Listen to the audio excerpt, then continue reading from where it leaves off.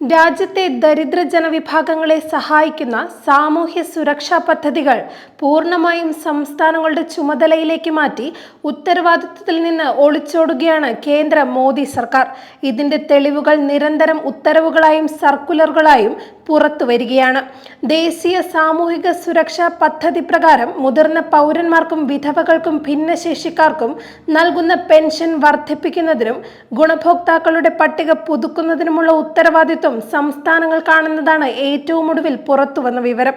ദേശീയ സാമൂഹിക സഹായ പദ്ധതിക്ക് കീഴിലുള്ള ഗുണഭോക്താക്കളുടെ പട്ടിക പരിഷ്കരിക്കാനും സ്വന്തം ഫണ്ടിൽ നിന്ന് പണം നൽകാനും സംസ്ഥാന സർക്കാരുകൾക്ക് അവകാശമുണ്ടെന്ന് രാജ്യസഭയിൽ സമർപ്പിച്ച രേഖാമൂലമുള്ള മറുപടിയിൽ ഗ്രാമവികസന സഹമന്ത്രി മന്ത്രി കമലേഷ് പാസ്വാൻ അറിയിച്ചു. ക്ഷേമ പദ്ധതികളിൽ നിന്ന് ഒഴിവാക്കപ്പെട്ട ഗ്രാമീണ കുടുംബങ്ങളെക്കുറിച്ചുള്ള വിശദാംശങ്ങൾ ആം ആദ്മി പാർട്ടി അംഗം രാഘവ് ചദ്ധയാണ് സഭയിൽ ആവശ്യപ്പെട്ടത്. നിലവിൽ 3.09 കോടി ഗുണഭോക്താക്കളെയാണ് NSPയുടെ കീഴിൽ കേന്ദ്രം ഉൾപ്പെടുത്തിയിട്ടുള്ളത്. സംസ്ഥാനങ്ങളിൽ നിന്നും കേന്ദ്രഭരണ പ്രദേശങ്ങളിൽ നിന്നുമുള്ള വിവരങ്ങൾ അനുസരിച്ച് ഏകദേശം 5.86 കോടി അധിക ഗുണഭോക്താക്കൾക്കാണ് സംസ്ഥാന പെൻഷൻ പദ്ധതികൾ വഴി സഹായം നൽകുന്നുണ്ടെന്നും കേന്ദ്രമന്ത്രി അറിയിച്ചു. യോഗ്യരായ കൂടുതൽ ഗുണഭോക്താക്കൾ ഉണ്ടെങ്കിൽ സംസ്ഥാനങ്ങൾക്ക് സ്വന്തം സ്രോതസ്സുകളിൽ നിന്ന് സാമ്പത്തിക സഹായം നൽകാനുള്ള സ്വാതന്ത്ര്യമുണ്ടെന്നാണ് കേന്ദ്രം പറയുന്നത്. അതായത് ജനങ്ങളെ സുരക്ഷിതരാക്കാനുള്ള ഉത്തരവാദിത്വം സംസ്ഥാനങ്ങൾ സ്വയമേവ ഏറ്റെടുക്കണം. GST നടപ്പാക്കലിലൂടെ സംസ്ഥാനങ്ങളുടെ വരുമാനം കുത്തനെ ഇടിയാനിടയാക്കിയ ശേഷമാണ് കേന്ദ്രം സാമൂഹ്യ സുരക്ഷയുടെ ബാധ്യതയും സംസ്ഥാനങ്ങൾക്കാണെന്ന് കൈകഴുകുന്നത്. ഗ്രാമീണ തൊഴിലുറപ്പ് പദ്ധതിയിലെ ഫണ്ട് വിഹിതം 90-10 എന്നതിൽ നിന്ന് 60-40 മാറ്റിക്കൊണ്ടുള്ള ബില്ലിലൂടെ ഗ്രാമീണ തൊഴിൽ സുരക്ഷയുടെ ബാധ്യത സംസ്ഥാനങ്ങളുടെ ചുമലിലേക്ക് മാറ്റിയത് 1 മാസം മുൻപാണ്. 3 ഉപപദ്ധതികളാണ് NSPയുടെ പരിധിയിലുള്ളത്. 60 മുതൽ 79 വയസ്സ് വരെ പ്രായമുള്ളവർക്ക് 200 രൂപ പ്രതിമാസ പെൻഷൻ നൽകുന്ന പദ്ധതിയും ഭിന്നശേഷിക്കാർക്കും 40 വയസ്സിന് മുകളിലുമുള്ള വിധവകൾക്കും പ്രതിമാസം 300 രൂപ ലഭിക്കുന്ന പദ്ധതിയും. ഇവയിലെ ഗുണഭോക്താക്കൾക്ക് 80 വയസ്സ് തികയുമ്പോൾ പ്രതിമാസ തുക 500 രൂപയായി വർദ്ധിക്കും. 2007 വാർദ്ധക്യകാല പെൻഷൻ തുക 75 നിന്ന് 200 രൂപയായി കേന്ദ്രം ഉയർത്തിയത്. 80 കഴിഞ്ഞ ഗുണഭോക്താക്കൾക്കുള്ള തുക 500 വർദ്ധിപ്പിച്ചത് 2011 വിധവ പെൻഷനും ഭിന്നശേഷി പെൻഷനും 2012 200 രൂപയിൽ നിന്ന് 300 രൂപയായി വർദ്ധിപ്പിച്ചു. അതായത് മോഡി സർക്കാർ അധികാരത്തിൽ വന്ന ശേഷം 1 രൂപ പോലും സാമൂഹ്യ സുരക്ഷാ പെൻഷൻ ഇനത്തിൽ വർദ്ധിപ്പിച്ചിട്ടില്ല.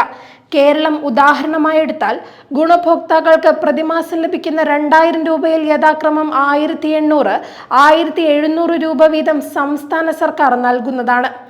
62 ലക്ഷത്തോളം പേർക്ക് കേരളം പെൻഷൻ നൽകുമ്പോൾ കേന്ദ്ര മാനദണ്ഡങ്ങൾ അനുസരിച്ച് കേവലം 8.46 ലക്ഷം പേർക്കാണ് കേന്ദ്രവിഹിതം ലഭിക്കുന്നത്.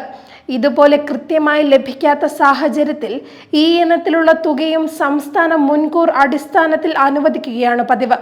ഇത്തരത്തിൽ കഴിഞ്ഞ ഡിസംബർ വരെ കേരളത്തിന് ലഭിക്കാനുള്ളത് 265 കോടി രൂപയാണ്.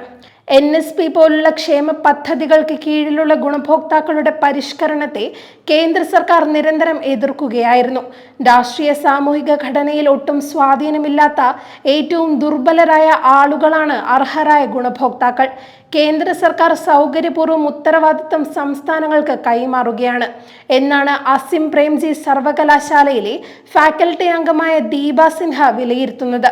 ഇന്ത്യയുടെ സാമൂഹ്യ സുരക്ഷാ പരിരക്ഷ 2021 24.4% 2024 48.8% ഉയർന്ന് ഇരട്ടിയായെന്ന് അന്താരാഷ്ട്ര തൊഴിൽ സംഘടനയുടെ 2024-2026 കാലയളവിലെ ലോക സാമൂഹിക സംരക്ഷണ റിപ്പോർട്ട് വ്യക്തമാക്കിയിട്ടുണ്ട്.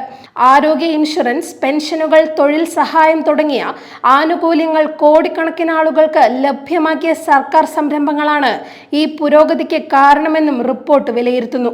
വിവിധ സംസ്ഥാന സർക്കാരുകളുടെ ഇടപെടലിലൂടെ ഉണ്ടായ ഈ നേട്ടങ്ങളുടെ ക്രെഡിറ്റ് സ്വന്തമാക്കാൻ യാതൊരു നാണവുമില്ലാത്ത മോഡി സർക്കാർ കൂടുതൽ ചുമതല സംസ്ഥാനങ്ങളെ ഏൽപ്പിച്ച് ഉത്തരവാദിത്വം മറക്കുകയാണ്. മികച്ച സാമ്പത്തിക മാനേജ്മെന്റിലൂടെ കേരളം പിടിച്ചു നിന്നുവെങ്കിലും ഉത്തർപ്രദേശ്, മധ്യപ്രദേശ്, ബീഹാർ, ജാർഖണ്ഡ് തുടങ്ങി സാമ്പത്തിക പ്രതിസന്ധി നേരിടുന്ന സംസ്ഥാനങ്ങൾ കൂടുതൽ ഗുണഭോക്താക്കളെ പദ്ധതിയിൽ ചേർക്കാനോ പെൻഷൻ തുക പരിഷ്കരിക്കാനോ സാധ്യതയില്ല. ഇത് അർഹരും നിസ്സഹായരുമായ ലക്ഷക്കണക്കിന് ആളുകൾക്ക് സാമൂഹ്യ സുരക്ഷ നിഷേധിക്കാനിടയാക്കും.